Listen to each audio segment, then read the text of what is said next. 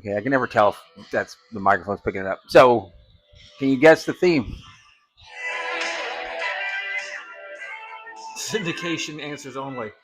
All right. So, I'm not sure if anybody answered last time's theme. It was No, let them answer. Let huh? them answer. Let them Okay. answer. Oh, okay. Let them answer. Okay. So, Let them answer. I guess name that theme if Name you know. both the themes. All right. So let's get What is the theme of this show? into questions here. Um, again, got any questions? Please send them to us. Again, we're running out of things to talk about. Or we can talk about the Cowboys draft. It's the best draft we've had in 10 years. I'm quite confident. Okay, Daniel Moore. Daniel Moore. Another great post, guys. Thank you. I almost made it live, humorous information, insightful. But on next one, you guys get some of my questions. Sorry. I thought I remember answering some of those questions. But okay, cool. Yeah, that's what we need. We need people telling us that we need questions and we need to answer them. You're right, Daniel. You got questions, we got answers. Yeah, he could have been a general manager in the Monday Night Wars. You know, he's like telling like the talent what to do. If you can write a check, you can do that.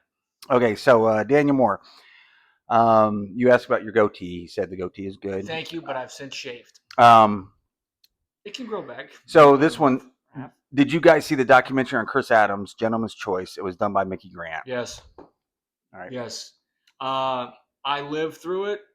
We met Chris Adams in 1984, and Dad was extremely close with him. He was one of Dad's guys. He was an extended member of the family. He wasn't around all the time, but when he was around quite often. And we were around him a lot, again in the 90s. And then towards the end of his life, I think we saw him last 3 or 4. I mean, we were around him a lot the last 5 years of his life and saw, it really wasn't a surprise to us what had happened. Just actually got photographed, or actually filmed as the Hindenburg was crashing. And to tell you the truth, I was there for most of it, for all of it actually. And watching the film, I was more confused than anyone, even though I was there seeing it. What do you mean by that? What do you mean? It didn't really make any sense to me. I remember watching it. I don't remember. I liked Mickey. I like Mickey Grant. He's very super nice guy. And very innovative when it came to production of professional wrestling on television. Yeah, Mickey, and he was a judo guy too, from what Dad used to say. Mm-hmm. He knew judo. Man, I remember watching it with Dad when it came out. Mickey gave Dad a copy. Man, that whole time period was just so sad. That was just a bad time period. The Cowboys had Quincy Carter. Kidding. Yeah, Chris was he was great. He came over here. He was a sensation. You want to say something? And Dad, and regardless of the Freebirds or anything else like that, boy. Dad turning Chris babyface heel was the best work Dad ever did, because those two houses at the Cotton Bowl, 84 and 85, that's predicated on Chris Adams. Yeah, absolutely. But his personal life towards the end was completely out of control. Dad and Kevin, Uncle Kev, Von Erich, did everything they could to try to straighten him out. And the type of people that Chris was around at the end of his life were not what it had been 10 years prior, when his problems were really ramping up. He was around a lot of hangers-on and yes people that just were still mesmerized by the lights, and the people that he was with were not that good and were only using him. And he was to a point in his life to where he didn't feel that it was going to get any better. And as a Christian, I can empathize with the way how he felt, but at the same time, you got to kind of straighten up. But he's just he was around a lot of people that he should have been around, and it was a very sad thing. Yeah, and Chris, we loved him because he was part of the family. He was one of us. Yeah, Chris was a really funny guy. Like good guy. Once I became, I was a teenager, very early 20s when I was around him the last time. Super funny, great personality. Didn't make you feel like he was better than you. No. He not like that at all. He was down to earth. But I saw a little bit of it that people saying when he drank, I did see some of that. Like he would be scary. So he scared the crap out of me a few times just when he was drinking. Yeah. So funny guy, man. What came over here was a sensation. Him and Dad did the switch where he turned heel. Had so much heat. Mm-hmm. Man, I mean, that heat was comparable. Just being around his little kid. I don't know if just from my it's being around wrestling in the '80s. I don't know if many people had more heat than Chris Adams. No, because they were Roddy completely Piper in enraged. New York. I wasn't around that, but we saw him when he was with Dad in the Carolinas, though. When Roddy was with Dad in Atlanta, that was some. But the Chris tournament, because they were just he was over as a babyface, but when as soon as they turned against him, it was just even more intense. Yeah, and I've seen heat from a lot of guys. Well, scary heat. That was scary heat. Uncle Mark, Uncle Donald, Kabuki, but Chris had that because people were just livid. Yeah, and I think with Chris, it kind of maybe triggered insecurity with a lot of people because those fans out in the audience, a lot of them were big tough guys, but they didn't. There was a question. It's like, I don't know if I can take this guy. They knew they couldn't take him. It's like the super. It's like the good-looking jock in high school. He's walking down the hallway. A lot of guys don't like him because of his position, but they know they can't do anything to him. That's what Chris was. Like Gino. A lot of guys, they'd probably been like, I can, whether or not they could. They probably couldn't have, but a lot of guys thought they could. Yeah. So, yes. So, the documentary though was just a very, very sad time. Yes. And very, very sad personally for Dad too. Dad took that one extremely hard. Yeah, Daniel, I don't know why we haven't got to your questions. I'm not sure what yeah. So sorry, dude. Yeah, good questions. And I don't know how we missed over them. We're busy trying to figure out what happened to Muda. So but keep them coming. Your dad did the ambulance where this is from Daniel, again, Daniel Moore. Your dad did the ambulance where he managed Brody in San Antonio. Mm-hmm. Was awesome. Your thoughts? Dad and Bruce, I think Barbara had told the story. Dad and Bruiser's wife. Yeah, got a hold of an ambulance and just kind of cleaned it up a little bit and hired a guy to drive it, and that way got the angle over. Because when there really wasn't, when Dad and Bruce, they did the thing where Bruce turned heel in San Antonio, and Dad went down there because he had a falling out with Ken Mantell over him firing Uncle Marky, which that was Mark Lewin. Bogus. People don't know who Uncle Mark. Well, if they're Gary Hart fans, wouldn't you know? Dude, you could be talking about Mark friggin' Van Adder, though. Dad's known for managing Maniac Mark Van Adder. Yeah, I'm just saying. Okay, here's what we're gonna do from now on. There's no other Marks. No, there's a lot of Marks out there, but we're gonna have like a tabulatory notation and legend here, like a cheat key. When Jason says Uncle Donald, he means Don Jardine the Spoiler. When Jason says Uncle Marky, he means Mark Lewin. Anyway, so Dad goes to San Antonio to book for Fred Barron, and Bruce is down there, and they turn Bruce heel. And so because there really wasn't a lot of guys down there for Bruce to work with, we had to make it a little bit more, how should we say, interesting. So they said everybody that Bruce wrestles most likely are going to get carted out in an ambulance, but we're going to supply the ambulance. So they did supply the ambulance. They drove the ambulance down there. Bruce would crack a guy with a 2x4. They put him in an ambulance. It would be big guys, tall guys, short guys, fat guys, whatever the case was. And it actually caused some bells and whistles, very low budget. Not like, but renting out of an ambulance and hiring an ambulance crew is a lot less expensive than setting off $25,000 worth of a pyro at the beginning of one show. Okay, here we go. I think people believe that Bruce could put somebody in an ambulance. Thanks, Daniel. Please You'll keep receive a 2x4 and a gurney. And a chop from Wahoo McDaniels. Was Wahoo McDaniels down there? Now, he came down there. He was in because Dad and Bruce took that thing all the way around. They had to do something to catch attention. There was really not much they could do. Go Me Go. Listen, I've recognized that name. Has a question. I just realized that your dad was inducted into the WWE Hall of Fame in 2020. Any stories about how that process went? Unfortunately, it was one of those years with no audience. True, and I think they did. Did they put the NWO in that year too? Yes, but they did. Yes, but it was 2021 when they actually did it because in 2020 they didn't have the Hall of Fame. Yeah. So any stories of how that process went? Well, they did not contact us. No, they did not. Which was really good because I got married that the night. So that I guess they would have done on a Saturday night. No, they would have done the Hall of Fame on the Friday night, and I got married on I got married on that Friday that they did the Hall of Fame. So that's and I didn't even know it. I didn't know until I was just left work, and my buddy Miguel got a hold of me. He goes, "Hey, dude, your dad's all over Raw." I went, "What?" I don't know if he was all over Raw. I was like, "What are you talking about?" He says, "Your dad. They put your dad in the Hall of Fame." I went, "Oh, really?" And yeah. then I was like, oh, cool. Yeah. I mean, it was not. It Because was being asked to go and getting a check would have been even better. yeah. So Because Michael Hayes, I'm sure, has no idea how to get a hold of me. Yeah. So we went Saturday morning, me and my wife, on our honeymoon, and you called me. We were in Punta Cana, and you said, "Hey, they put Dad in the Legacy Hall of Fame."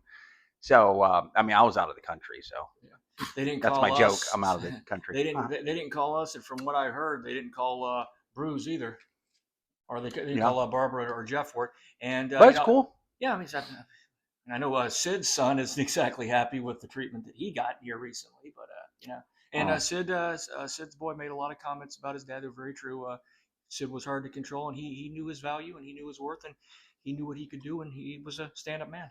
Sometimes that rubs the McMahons the wrong way.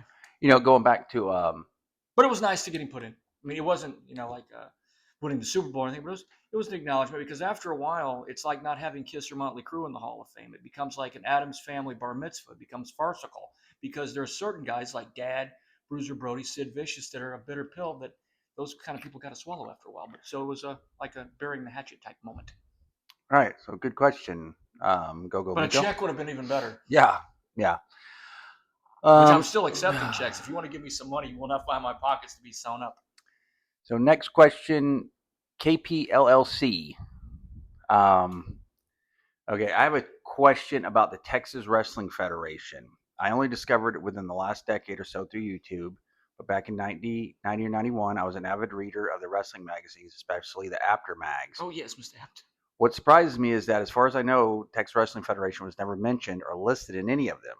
Texas Wrestling Federation had a much stronger roster than most smaller promotions of that area, and Gary was bringing in some big names. So I'm curious, do you know if Bill Apter was intentionally avoiding coverage of Texas Wrestling Federation? Maybe because of a personal issue with your dad, or perhaps due to allegiance to the Jarretts? No. Which was running at the same time? Question mark. Or was it simply a case of Texas Wrestling Federation not being around long enough to get on the radar? Bill did a story on Dad at first when it started. It was a story about Al Perez being our champion and saying was Al Perez. Start that again. What did you say? Bill did a story on Dad at the beginning. Oh, okay. On the organization, and said, why is Al Perez the champion? Is Al Perez the champion because because Dad, this was the first time that, let's go backtrack a little bit. Dad presented himself as Gary Hart, the matchmaker, on the television program and for the promotion, which that had been the case throughout his career, but this is the first time. Can we back up a second? Yeah. So the Texas Wrestling Federation. So after Dad quit WCW in '89, beginning in '90, we left Atlanta. We were living in Atlanta. I'm just giving a backstory on it. We moved back here to the Dallas-Fort Worth area, and so at that time there was only two big companies to work for: WWF and World Championship Wrestling. So Dad, New Japan wasn't going to use Dad because he had really done nothing for him. So Dad started his own wrestling promotion here in the Dallas-Fort Worth area, and he ran it out of a place. It was an old warehouse in Dallas called the Metroplex Arena. So Dad started his own promotion and got a television spot on local television here, and got a guy that would back him with a little bit of money. That was technically basically the promoter. Yeah. The money man, as we used to call him back then. And so Dad would bring talent in here, and Dad would use a lot of his frequent flyer miles from WCW to fly guys in here. So it was a promotion. It was short-lived. And sorry, I was just giving a backstory. It was difficult from the standpoint where Gary Hart was not, he was having to present himself as Gary Hart, the matchmaker, which he had always been had been for a good portion of the time, but he was that's how he was putting himself out there, and no longer Gary Hart. It was weird for him to be in this light as opposed to being an active participant in what was going on in the ring and at the ringside area. So that was a little strange for him, though, because he was doing what he'd been doing, but he was presenting himself in a way he hadn't been presented before, which is the figurehead or the guy running the place, which he hadn't been before. And there had been a story on the organization because Al Perez was the champion, and Bill's take was, because Bill was always looking for something to sell magazines, so he said, "Is Al Perez the champion because you're the matchmaker?" Which you're like exposing the business. No, that'd be like, because in boxing they always say hand-picked champions and things like that. And then Dad goes, "Well, I haven't been with Al Perez in 2 years." That's what Bill said. He wrote that Dad had been with Alvin because he goes, if I was the match, if I picked who the champion was, wouldn't the Great Muta be the champion? Right. So that was so, but no, there was no heat. Bill did a story or two on us, but at that time, it didn't really go that long. Yeah, I know, but he's saying like I don't know how many wrestling magazines, but I never because Dad occasionally would bring a wrestling magazine home that was floating around the dressing room. Those are mainly for the boys. No, I know, but I'm saying like he's saying as far as he knows, Texas Wrestling Federation after wasn't writing about it, and it wasn't. No, other than because that one story, it didn't last long enough. Yeah, and but no, there was never any heat between Dad or Bill on anything. Yeah. But I mean, no, it's good. Yeah, it's a good that's question. a good question because why Bill was sending us those newsletters every week, right? I mean, but why didn't he come? I don't know if it was. I think he sent a couple of he sent a few of his people down here, but he didn't come down himself. But yeah, no, I know, but I don't. There was no heat. Right, I know, but it's a good question. Yeah. Why wasn't after down here? It's not like we were drawing huge crowds. No, I know, but yeah, I never thought of that. Yeah, he did give us one feature piece though. I know, but yeah, I think we were already out of business by the time the damn thing came out. Maybe I think that came out in November of '90. I think. Yeah. November says 90. But and also too, maybe he wasn't intentionally avoiding because of Jared. I don't know. We spent the reason, and thank you for the promotion. We had better talent because Dad was not the kind of guy who was going to just have some guy come in and give him $15. Dad had a TV production. He was with Mickey Grant, was helping us, and Bill Mercer. Dad was trying to make it look like something comparable to what you would see with New York and Atlanta. But of course, we didn't have the budget. We weren't going to be able to fight them. We weren't. They were too good. We weren't. But Dad was a believer. Was like, I want to try to get a guy in here for at least $75, and I'll maybe I'll pay other guys $253 because he was given a budget and he had to stay within it, which is not a parameter that TBS was ever given, and was like $20. I think it was like $2,200 or something a week that he was able to spend. Yeah. And by the time he had it down, he was not because my father was not one of these guys that would take like $1,000 for himself and say ha ha ha. I said, Dad, why don't you do that? He goes, no, because if I do that, if I take the money off the top for myself, I'm trying to build something here, and I got to get guys that'll come in here, and I got to get a following and a fan base first. And had they not given Vanilla Ice a lot of money before we got there, so we would have probably stayed a little bit longer. So the people that the building, the Metroplex Arena, before Dad started running wrestling out of there, they Vanilla Ice was a big he was just upstarting. I don't know, but anyways, the promoters gave Vanilla Ice like a ton of money that probably wiped him out a little bit. Yeah, but I bet the place was packed because he was a big name at that time. Yeah. But okay, so this is interesting. I've never thought of this. Do you know if Bill Apter was intentionally avoiding coverage of Texas wrestling? No. Well, maybe because of personal issue with your dad, or no. I'm just meaning due to Apter's allegiance with the Jarretts, because the Jarretts, he had nothing against the Jarretts. I love Jeff Jarrett. Nothing but respect for Jerry Jarrett, and but I'm just saying, Apter in his magazine, he would have the top 10 WWF, top 10 WCW, top 10 USWA. He'd always didn't he have pictures of USWA? Yeah, I mean, maybe not. It may have been Apter was like didn't want to ruffle the feathers of the Jarretts. I doubt it. But nothing against the Jarretts. I really the reason why he always had the WCW champion rated above the WWF champion. You know why? Because he couldn't go in WWF building. Exactly. That's what I'm saying. No, it was not like that. No, that was not. It's a bias. But that was not the case there. I'm just saying it's a bias. How do you? Maybe it was. That's a good question. Good but yeah, dude. And, I can't imagine that. And yeah, but I think we should. Yeah. Anyways. Yeah. Nothing against the Jarretts. You're wanting them to send you a USWA T-shirt? Yeah, I'd like it. I'd wear one. So, anyways, I want that Jeff Jarrett poster from '88. Yeah, Jeff. Why isn't Jeff Jarrett like running? Why? Yeah, why isn't he the New York? Yeah. Shad Khan, Triple H hired Jeff Jarrett. Okay, so KP LLC. Excuse me. But I'll try to make some.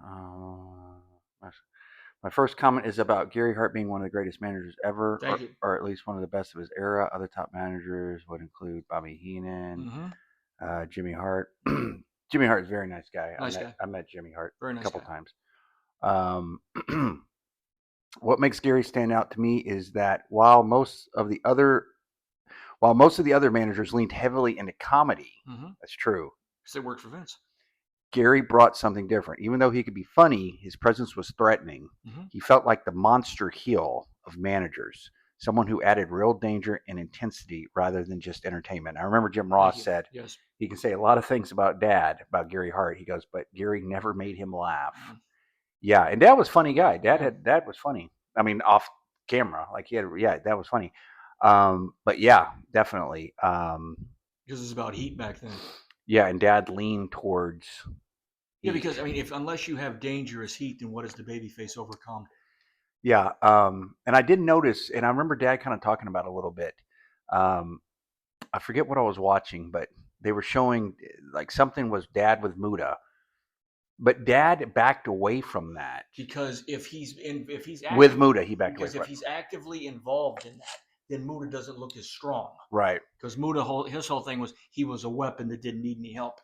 Yeah. And that's why whenever Kenji go to pick up a chair, Dad would take it away from us. You don't need that. Mm-hmm. Now, if he's out there with Terry Funk, what's unbelievable is Sting's out there working with Kenji. Dad don't really do much. Kenji's out there beating 3 or 4 guys in an Asian torture match. Dad don't do anything. Dad's out there with Terry Funk and Dick Slater. They can't win a match, and he's interfering, hitting guys with cowboy boots and hitting them with chairs. Yeah. Keep talking for a second. I'm looking for the heel had to be put across as a crime boss, basically, like it was a turf war, and he was trying to take over the territory or wherever office he was. So if the manager comes across as a comic, then the whole thing is just silly. And wrestling, particularly in Dad's, and I know the WWF hates this. Dad was pretty much. Why are you so mad? Well, because there was a difference. They would say Southern wrestling or small time East Coast promotion. Right. And when you had to have where the audiences that Dad worked best in front of were the hardcore, not hardcore as in tables and chairs and things like that, which Dusty used those too.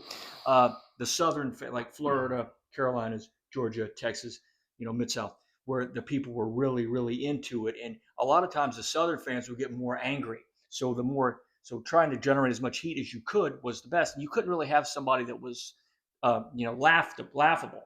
Right. But you had to have someone out there who was sinister and who they really believed. Like Skandar, people believed him. Yeah, I was scared of Skandar as a kid and as an adult. Yeah, it was. So, anyways, maybe next time we can talk about Scan. I'd like to talk about that. I was. But I love Skandar. J.J. Dillon was great at that too. Yes, he was.